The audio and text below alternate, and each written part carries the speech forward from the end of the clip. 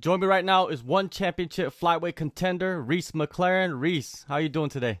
Terrific. How we going? Good, man. First off, congrats on the upcoming birth of your child, man. How does it feel to be adding another member to your family? Oh man, it's crazy. It's so crazy. Thank you very much. So, do you have a name picked out or anything like that? Nah, well, we got a few, but nothing in cement. We're just waiting. All right, for sure, for sure. All right, we'll get to the fighting stuff, right? So last time we saw you was inside the one circle was last October, I believe. You got the first round TKO over Alexi. You've been known as a grappling specialist for a long time, right? But now your striking has become something as deadly and diverse. Who and what can you accredit that to? Just my coach, really. We go back to the drawing board every time after a fight, and man, just work on everything and all the little things we made better, and then we just tested a few things with athleticism, and it all just fell into place, and this is the end product, and it's only getting better. Yeah, definitely. I've been watching you develop your striking over the past few fights, or you've been developing for a long time, but the past few fights you've been showing a lot more, and that fluid like improvisation, where does that come from? Is it just the confidence in it? Yeah, I guess we just drew everything so often that it's just become what we do. It's hard to put a finger on exactly what it is. Maybe it's just rounds and rounds and rounds of just light sparring, and it all just comes into flow. After that, about a month later, you took a boxing match. Was that something that was long in the making, or was it spontaneous? So we had the boxing beforehand. So Okay. that's all we thought we were going to have for the year. Mm-hmm. The one fight come up, and we're like, sweet. So we ended the year with a bit of a bang, and hit both. So with all the COVID stuff going on and training being inhibited some ways, what's your training situation like on the Gold Coast right now? We're so lucky here in Australia. Queensland got onto it real fast. I think if we missed it by a week or so, we would have been in trouble like the rest of the world. But man, props to the government. We shut down the border and they kept everyone pretty safe, and we were able to open up pretty much. I think it was 3 or 4 weeks into the whole thing. We were pretty much back into 80% swing. So yeah, we're very lucky here. No masks? I think masks were New South Wales. In Queensland, man, we were so lucky, just so lucky. Yeah, we haven't had to. I think Brisbane went into a lockdown, but Gold Coast area, man, it's a credit to the government. We've been lucky.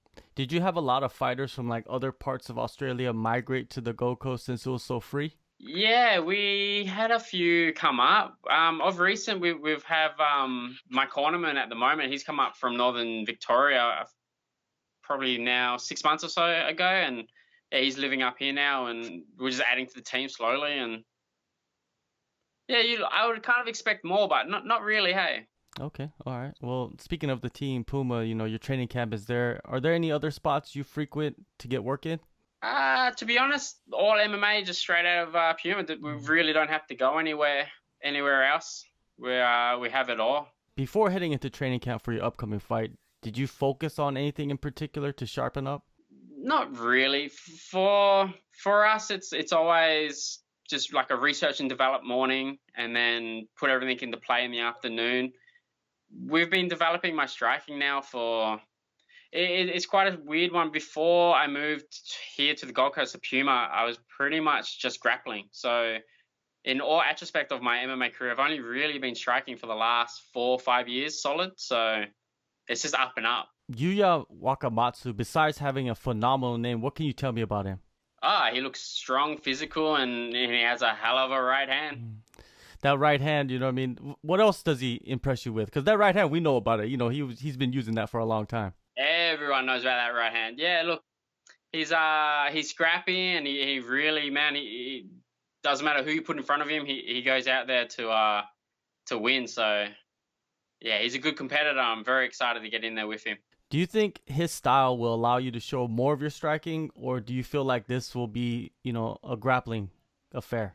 Yeah, look, it's gonna either go the two ways. It's either gonna be a grappling affair or it's gonna be a stand-up. not real sure which way it's going to go yet. So that excites me in itself. Definitely. You got I think so. Yeah. Like GSP said, when he fought Jake Shields, it's like he knows what he's going to do, but they don't know what I'm going to do. So that excites me as well. Danny Kingad, you got Kairat Akhmedov. They're both guys that are ahead of you in the rankings, but they don't have fights announced yet. Are you heading into this Wakamatsu fight focused on getting the title shot with a solid performance? Yeah, absolutely. I think we all are. I think it's up in the air to be grabbed. So whoever comes off the better of performance will definitely be getting that shot. I truly believe that. So how do you see yourself taking out the Japanese opponent? Look, honestly, I think this is going to be a high-paced, super high-paced fight, and it's going to be a war of nutrition. And yeah, I'm just excited to get in there, man. I don't want to give too much away. I'm stoked to be competing again in this harsh climate at the moment with this COVID thing. So I just feel blessed, and man, we've left no stones unturned this time. I've started doing strength and conditioning for the first time in my career. I'm coming into this fight with calluses on my hands. Yeah, I'm excited. You deadlifted? Yeah, doing it all. All right. Sounds good. Now with this is your second trip to Singapore competing under the COVID regulations. The first round, I'm pretty sure there were some obstacles there, some surprises. So does it feel better to have gone through all of that and then heading into this bigger fight that you have? Yeah, I just feel knowing that things can change on the fly like they did, that I'll just be a little bit more better prepared for that. It was so strict, and as it should be, I'm just expecting the same and hoping to roll with it and flow with the go. Definitely. Now, a couple weeks before your fight on April 7th in the headliners, Adriano Moraes, he's going to defend his flyweight title against Demetrious Johnson. What I want you to do is put on your analyst cap for a minute, break down the fight, and how do you see it playing out? It's an intriguing one. We have possibly the tallest or one of the taller flyweights on the roster against one of the shorter. I feel DJ's wrestling is going to be the thing that turns the fight into the favor of the winner. I've got DJ. I just think he's going to get underneath, close the distance, and wrestle. Do you feel like because Adriano's so good at jiu-jitsu that he'll get comfortable on his back and end up losing large portions of the fight? Yeah, I think the jiu-jitsu guys kind of accept the takedown. So I think he'll be, accepting the takedown and getting stuck on his back. Do you see a finish? Do you see DJ being able to finish Adriano? Nah, I think Adriano's so tough. He's a champ for a reason. I think he'll I think he'll go the whole five rounds. The fans are in for a treat for sure. I know you're focused on your fight, but man, you just said you feel like DJ's gonna win the fight, get the title. You're gonna win yourself. You believe yourself. You're gonna end up going and fighting DJ. Man, I'm excited for all of this to play out in the future. Thank you so much, Reece, for the time, and everybody catch Reece April 21st, 1 on TNT 3 in Singapore. Appreciate the time. Thank you. Thanks for having me.